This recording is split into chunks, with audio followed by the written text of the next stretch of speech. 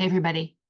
So, once you've become an adult, I think you've probably spent some time collecting rules, and they may be unspoken or they could be just overt and well explained, if you will.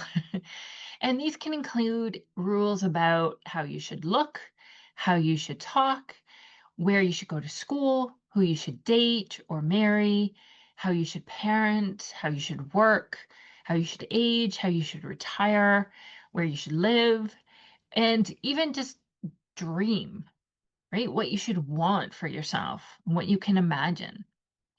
And some of these rules might have worked for a while, but sometimes they can feel heavy. And you begin to asking, like, what do I actually want for myself? And while some of these rules might have worked for a while, some of them can start to feel heavy, especially as you reach your 40s and 50s. You might start to understand that you don't have to always follow, and you might be thinking more about what you want because you've already done all the things, right?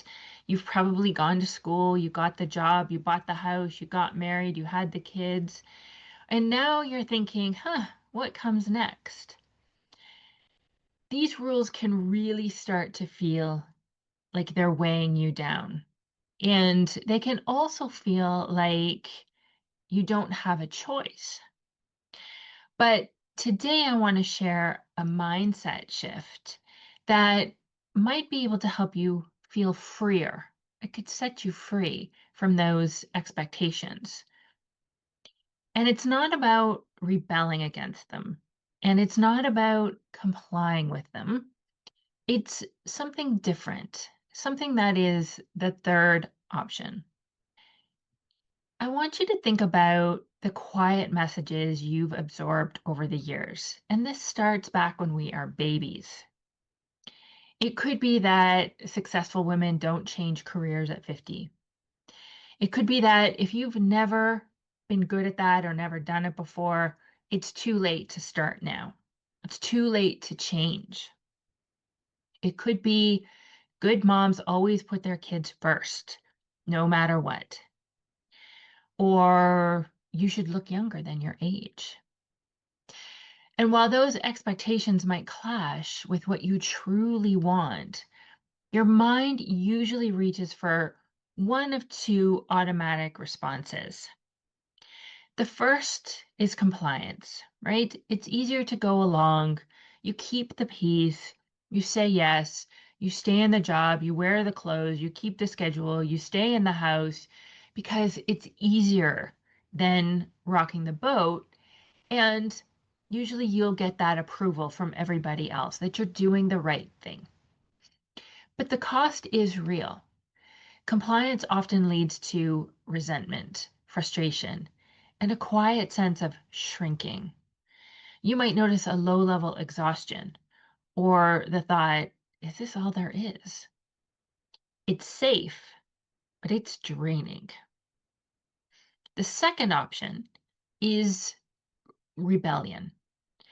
This is where you sort of say, I'll show them. You quit the job dramatically. You want to prove everyone wrong. You push back hard. Now, this can feel exciting at first, but rebellion is still a reaction. Your energy is hooked to the very rule you're fighting. You're letting the expectation set the terms of the game. You're just playing the opposite side. Now, both of these moves, either when you comply or you rebel, burn enormous energy, right? They take a toll. And that energy could be going towards creating the life you actually want. And this is where the third option comes in. I call it immunity. Immunity doesn't mean that you pretend that society has no opinions, that there aren't these unwritten rules, that there aren't these conventions and these customs and these expectations.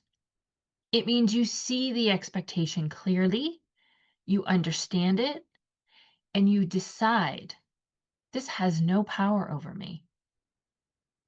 You stay honest and in integrity with yourself.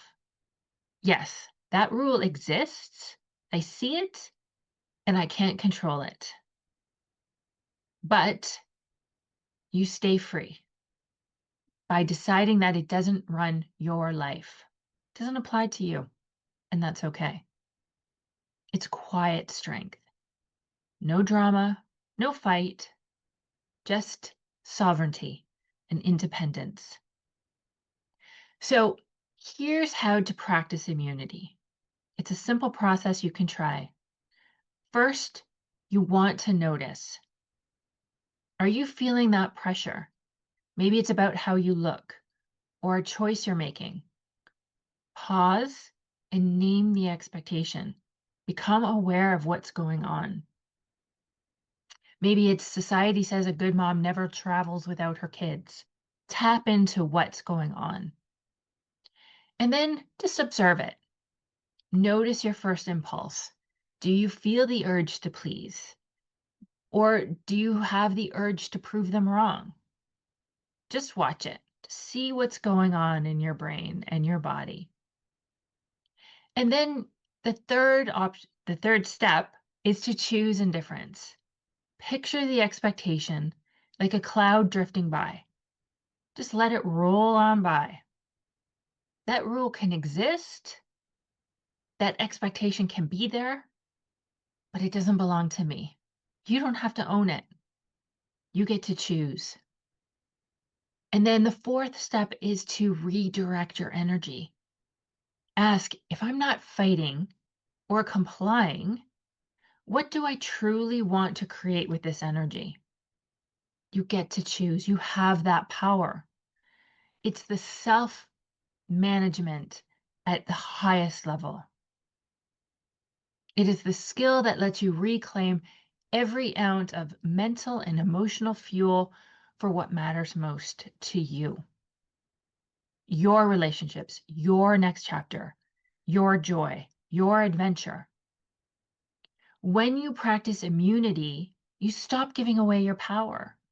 Society can keep its opinions, and you can keep your freedom and independence.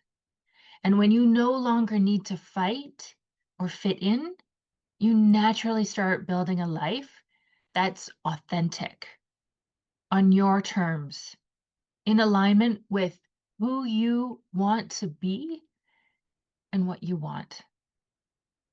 So the next time you're feeling pulled between going along and proving them wrong, remember there's a third option called immunity.